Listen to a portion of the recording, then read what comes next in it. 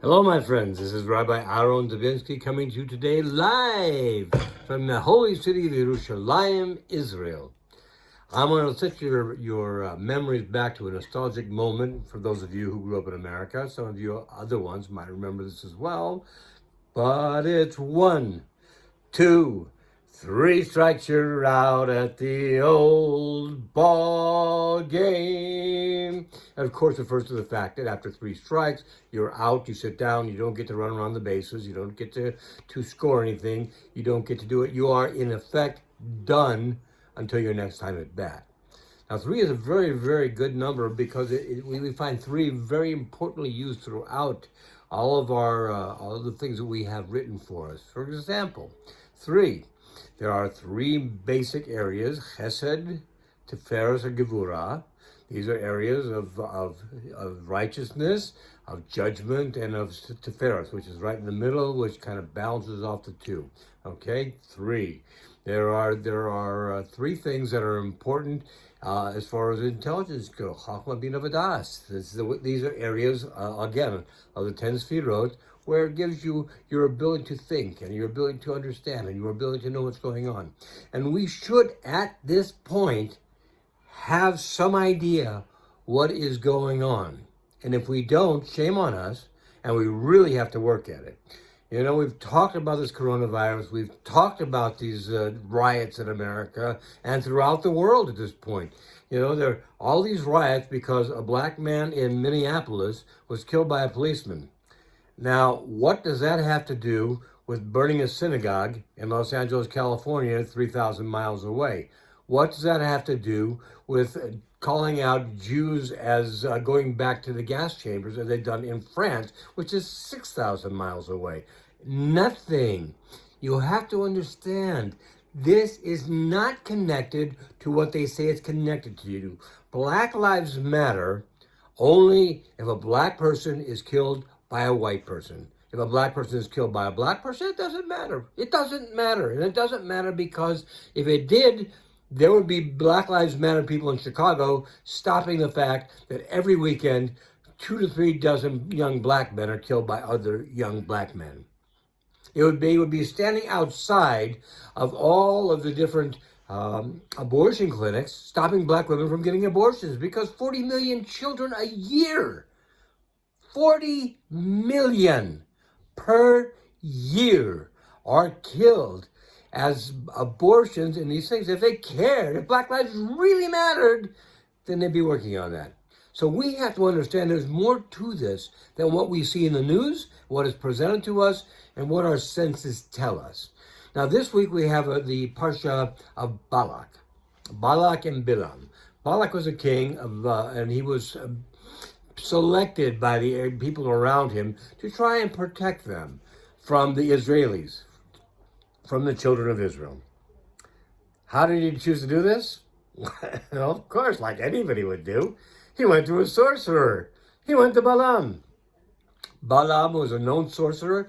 It says his magic was as powerful on the bad side, and Moses was on the good side. That's pretty powerful when you think about it. I mean, you have to understand that Moses, speaking of masks, by this time had to wear a mask all the time because his face radiated so much light people could not look at him and talk to him.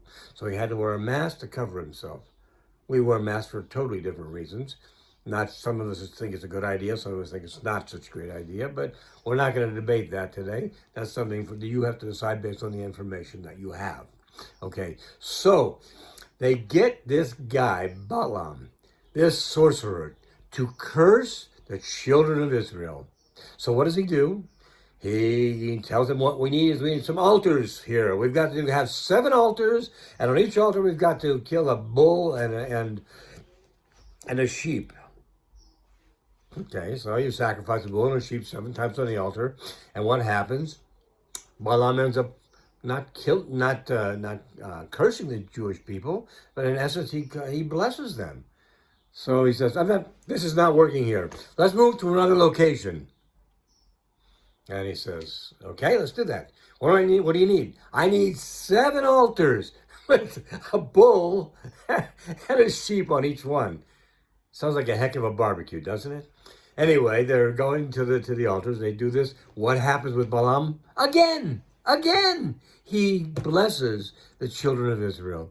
But now understand, he warned Balak before he ever did this that I only can say what Hashem puts into my mouth. If he says I can't curse, I can't curse. If he says I must bless. Because you see, unlike Moses, who Hashem called, Balaam was only open to Hashem when he slept. And Hashem happened upon him. As a matter of fact, he says that. Let us hope Hashem happens upon me. So he didn't have the connection that Moshe Rabbeinu had. So they said, what are you going to do now? He said, let's go to another place. Third place. He goes up there to the third place. What do you need? What does he need?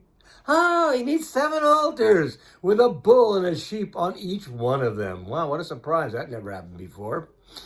And he gets up there and he says, Ma tovu olecha Yisrael. How good are your tents, O Jacob, your dwelling places, O Israel. Wow. What a curse. What a blessing. We start every day Shachris with this very thing that this man who came to curse Israel did. On the third time, he figured out he couldn't do it. And Balak basically tells him, get the heck out of here and get back to where you are before I get upset and kill you. Okay, so 3 times again. Now, let's fast forward to where we are today. We have had COVID-19. None of us know for sure what to believe, but we have our own beliefs based on our education, on what we've listened to, who we believe, etc., etc. People say it was from China. China's attacking the U.S. Other people say, no, it came from bats. You know, it doesn't matter where you believe it came from. I'll tell you exactly where it came from. It came from Hashem. It came from him, the creator of the universe. Can he do this? Yes, he can do this. Who else could possibly stop the entire world in its tracks? Only he could do that. And he got us living in a totally different way with masks, which, by the way, as I've said before, kind of remind us that before Mashiach comes, we really need to be careful about what we say, Lashon Hara, speaking evil things, and also it gives us a sense of humility. Because nobody looks so great in a mask, so how can somebody look better than somebody else? These are good things for us, and it helps us to understand that part of what Hashem was doing was giving us a hint. A hint. This is what you need to do. Get more humble. Become the kind of people who are supposed to be saved, like the children of Israel were saved. They were saved because Hashem saw them at that point as good.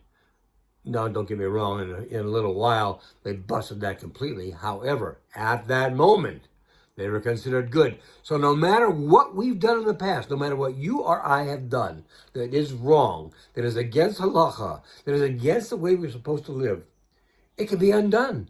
Remember, the children of Israel had already done the golden calf. It was undone.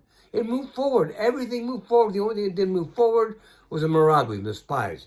That's something that we have to pay for every year. That's another story for another time. In 10 minutes, I can't cover that today. But they were at that moment in Hashem's favor, so he protected them. So now Hashem has given us COVID-19. And apparently, we didn't do everything we were supposed to do, so it wasn't enough. So he sent us domestic terrorism, looters, terrorists, people who go in and hurt people, people who require that police be there only to have them say they want police defunded so that there will be no police. Think about that, if you will, for just a minute. Who do you call when somebody's breaking into your house? You call 911. They say, thank you for calling 911. What's your emergency? Someone is breaking into my house. Say, okay, we'll send a social worker there in 3 to 5 weeks, and we'll pray for you. Good luck. And what are they going to do without the police? That's how important they are. Interestingly enough, the people who say they don't want the police most is the Black Lives Matter group, yet in a country where the population is only 16% of people of color, 40% of the calls go to the black community. So maybe they ought to rethink that one.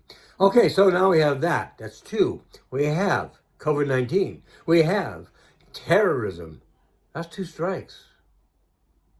If we don't get the hint, if we don't make the teshuvah we need to make, If we don't change our lives, change the world the way it needs to be changed, there's another pitch coming.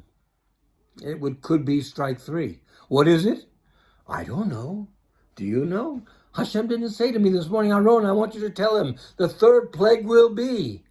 I have no idea. But if these two are so horrible, each one worse than the last, I don't even want to think what the third one could be.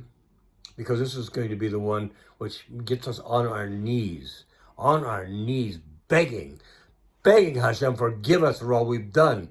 We should be doing this every day. Every day we should be doing His Border, dude. And we thank Hashem for everything He does for us. We apologize for all the things that we've done wrong on His earth that He wants us to do, we don't do. He doesn't want us to do, but we do anyway.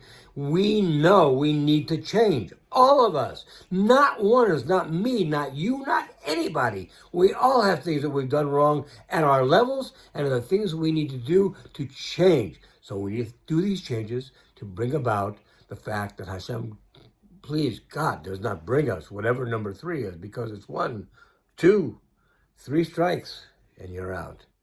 And we don't want to be out. We want to be going forward with Hashem because He takes care of us, He protects us, He gives us everything we have. So thinking about that, remember, we each have a goal. We need to create our own personal redemption. Why? Because if enough of us do our personal redemption, then we'll have the final redemption, which will be the coming of Mashiach Tzidkenu. And the third bit, I make Dr. Hey Rabbi, Amen. Everybody have a great Shabbos. Have a great week ahead. Be well, my friends. Stay well, my friends. God bless you all. All the best.